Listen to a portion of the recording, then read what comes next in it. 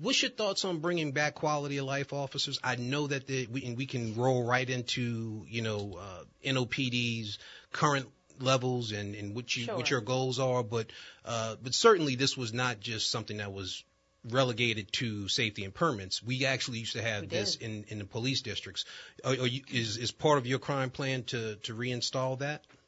Yes, definitely. So I'm glad you brought that up, because I can tell you that from being on the bench at municipal court for 10 years, when I first got there, I had quality of life officers that you would see day in and day out at court.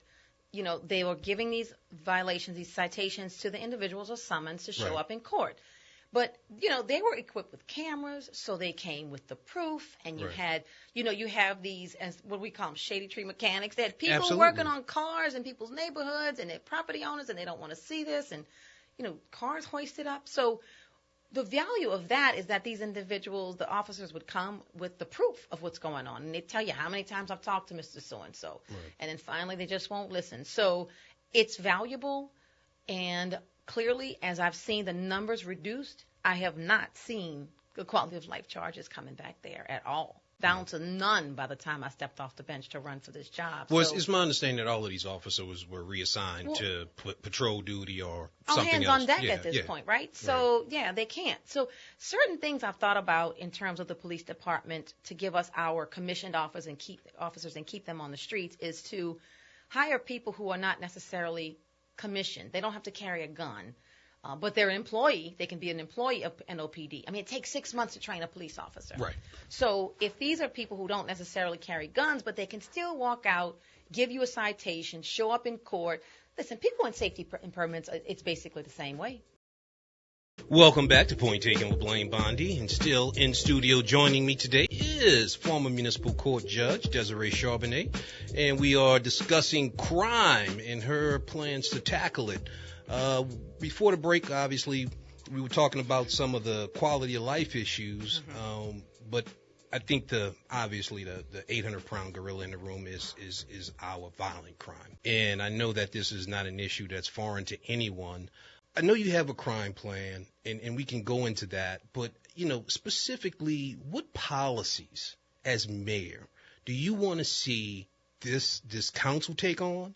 What policies are you prepared to promote as mayor and sponsor to help curb this violent crime? Because let me just make this one last point. Because what this city has, in my mind, is we have mental health issues and we have way too many guns on the street. And it's just that compounded with poverty. It's an arduous task for anybody. But you as mayor, you signed up for this. You know what the city's facing.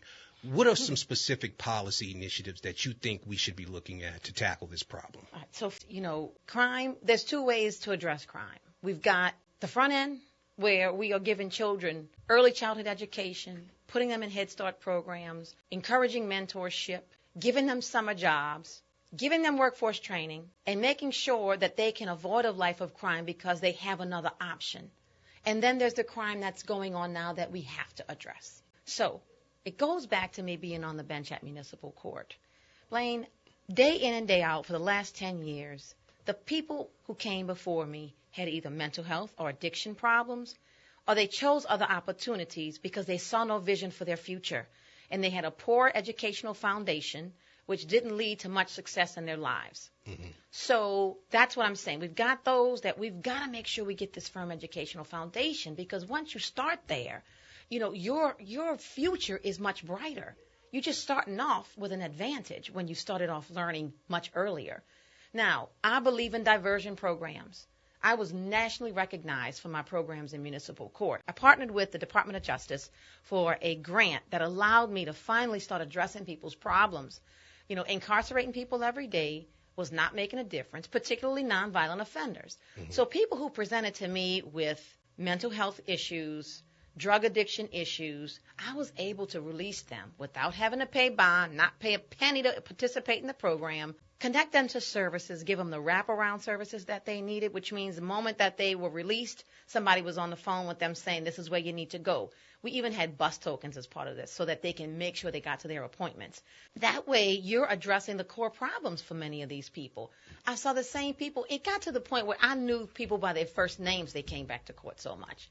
all dealing with the same problems. And so when we started addressing the root causes, the recidivism rate reduced significantly. People were not getting arrested as often. We were making sure they were seeing their doctors, staying on their meds, or if it was treatment, getting them into places like Odyssey House, which does excellent work. I've had great success with them. So for the crimes or the problem we're dealing with right now, I want to create policies that courts want to follow that allow diversion for people who don't pose a risk to society, their safety. But what I really would like to do is spend the money on the front end so that you don't even have to get arrested to get treatment for these issues. And so, there's the low barrier shelter that the city's working on right now, where we have crisis intervention teams that when they come upon you and they see you, or the police even encounter you, the first option is not to arrest you. Where can we get you to get treatment for what your problem is? So I'm not a pro-arrest person, because if I were, I wouldn't have been releasing hundreds and hundreds of people without bond in order to get them to where they needed. So I guess I should say I'm not a pro-incarceration person, because I didn't have anything to do with the arrest. And listen, the city went further. I supported the ordinance when the council decided to make most of the municipal ordinance charges non-arrestable. Some are non-arrestable. Some you still get arrested, but you get an ROR. And you get a court date, so you don't have to bond out. So for the majority of the charges, municipal ordinances, you don't post bond anymore. Right. There's about maybe a handful that you'd still have to have a bond. And those are only ones that are like domestic abuse, or assault, things of that nature. So it's changed, but I do like to say that I was on the verge of criminal justice reform before it became popular. I'm particularly proud of the human trafficking intervention program I ran. It's the only one in the state. Again, nationally recognized. I spoke in New York about it, and to encourage other jurisdictions. So it's about how we look at crime. I think that's the way to go, because we're spending money on incarceration, and I know people have said it before, spending on the front end. Right. Let's build more early childhood centers than jails. So I'd be remiss if I didn't ask you this, particularly now that you brought this up. You have run programs for diversionary programs. You have been recognized. The relationship between the mayor and the DA is obviously very important, and people have told me that the DA directly impacts the city's bottom line, especially in how he runs his office. I don't know enough about the particulars to delve into that, but what we do know is lately he's come under fire for some of the things that fly in the contrast of your position. Obviously, everybody's probably well-read, and I know you are, on the fact that we've had victims of crime who were placed in jail. How do you reconcile your position with one of your biggest supporters' position, and someone that you're going to have to work with in the future on this issue? Right. So I'm so glad you brought that up, because I need the audience to be very clear on the fact that just because this man has endorsed me does not mean I espouse his position on those very controversial issues. I have said it publicly, and I'm glad to be here today to say I abhor the practice of issuing fake subpoenas to intimidate individuals to show up in court, particularly victims. I further do not support issuing warrants for the arrest of victims who are scared to come to court. Now, at the end of the day, as a judge, did I want to resolve your case? Absolutely. But that wasn't the measures that I would take. I've said publicly, he's asked me to issue warrants for victims who did not appear, and I refuse to do. I have never, ever issued a warrant for a victim. And listen, particularly in domestic abuse violence cases, for me to issue a warrant to make you come to court, for a police officer to pick you up, to bring you to court, I am further victimizing you. Right. And I'm not going to do that. Now, they're hard victims to get to court. I recognize that. I think what we need to do is make sure that they can feel safe and protected if they come to court. And a judge can issue a material witness subpoena, correct? You can. I don't.